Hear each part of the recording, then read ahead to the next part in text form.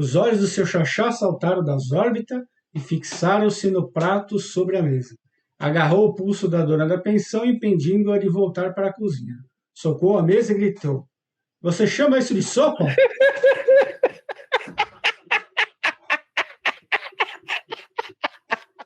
Eu sou um cara capaz de dizer uma coisa como essa, porque eu odeio sopa. Eu só dizia, os olhos saltaram das órbitas, não saltaram, tá? Saltar das órbitas seria realmente né, seria uma coisa terrível. Você pode dizer que ele arregalou os olhos, né? Mas cuidado, tá? Tem muita gente que fala a coisa dos olhos, os olhos percorreram a sala, os olhos não percorrem coisa nenhuma, eles ficam no rosto, tá? O olhar pode percorrer, mas o olho fica lá firme, espera-se na cara, né? Então, o único problema é que os olhos não se fixaram no prato, quem se fixou foi o olhar, tá?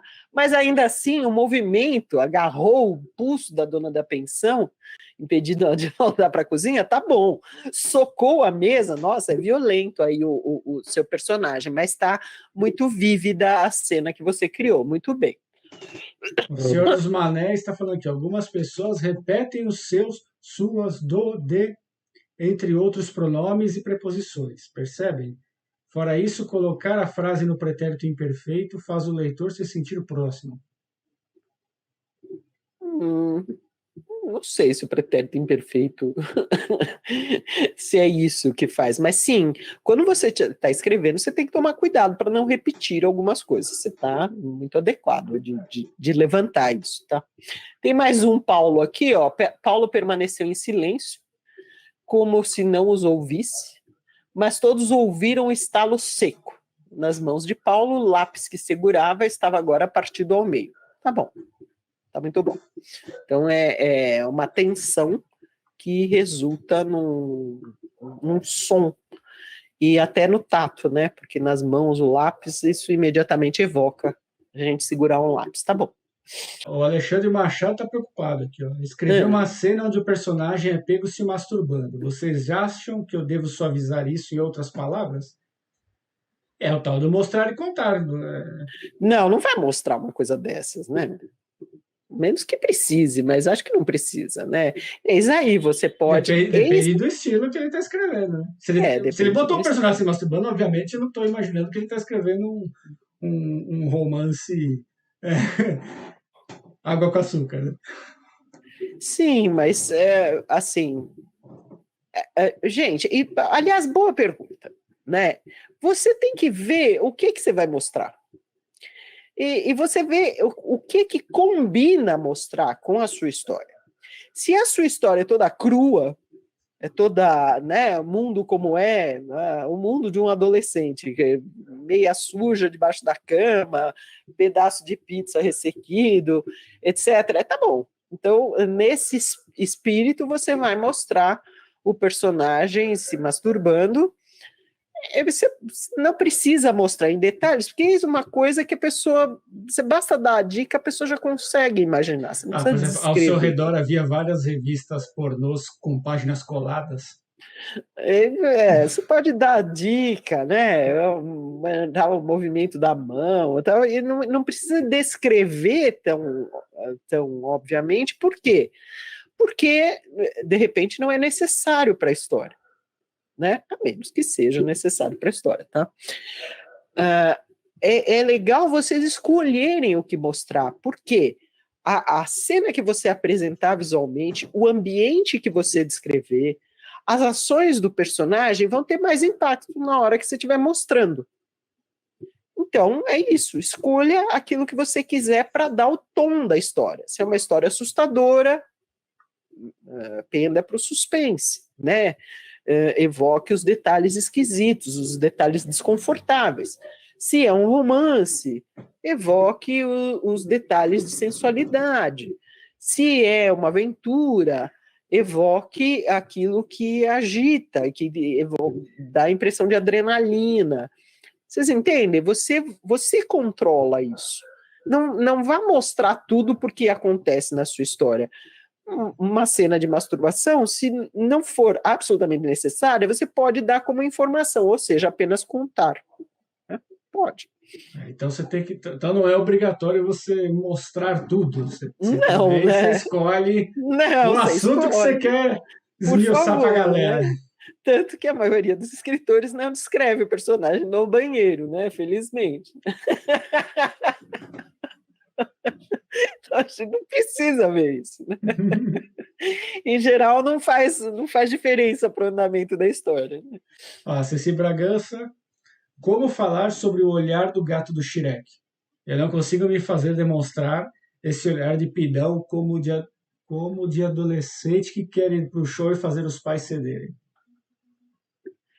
É boa pergunta. Às vezes você quer mostrar algo e você não sabe como descrever. Eis quando entra. Você pode a sua criatividade, né?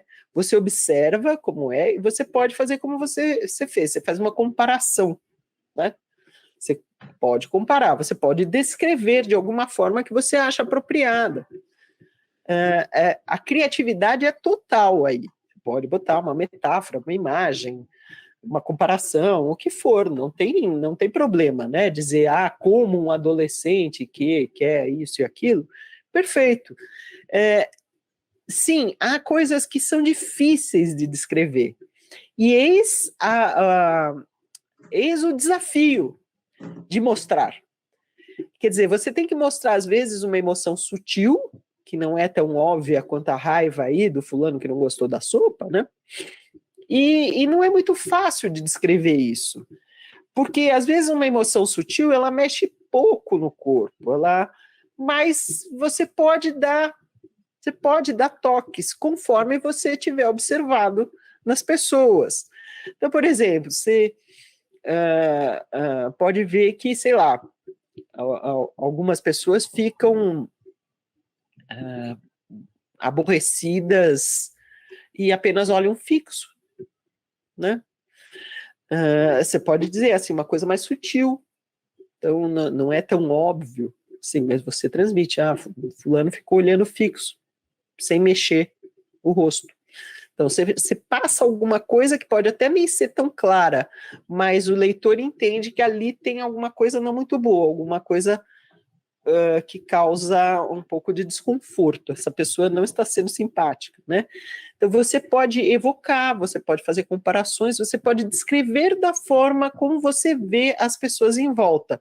Então, mostrar é um convite para olhar em volta mais vezes ainda, para não cair nos clichês de como as pessoas, os outros escritores descrevem as emoções e você usar a sua própria observação, que pode ser um pouco diferente, um pouco, né, inesperado para quem lê. Stanley Faustino falando que o Charles Dickens é o melhor mostrador. Sim. E o... Jack London é o melhor mostrador. As histórias no Ártico são mostrar puro, né? Você enxerga aquele pessoal andando na neve, aqueles lobos, os cachorros puxando trenó. Jack London, maravilhoso para escrever as cenas e de você enxergar tudo. Mas, assim, muitos escritores são muito bons nisso. Você pode ver, o Charles Dickens, ele mistura um pouco de contar e mostrar. Mas ele é muito bom de mostrar o ponto nevrálgico, né? A cena importante ele mostra, ele põe o cheiro, ele põe uma lágrima escorrendo, ele põe o personagem fazendo uma expressão, assim, muito bom. E o Paulo César falando que ele começou a ler um livro do Murakami, e não sei se estou enganado, mas ele usa bastante o contar na minha impressão, e até onde li, o que acho. Sim, Murakami, eis aí, um que usa bastante o contar. Ele consegue manter o interesse porque ele está contando coisas muito estranhas, né? O Murakami, as histórias dele são... Gente, o que é isso, né? Assim, é um mundo esquisito que ele vai descrevendo ali, mas ele mais conta do que mostra. Ele mostra, né? Eu li aquele, meu Deus, em que 84? Acho que é dele, né? Estranhíssimo. Tinha várias cenas bem impactantes no meio da contação toda.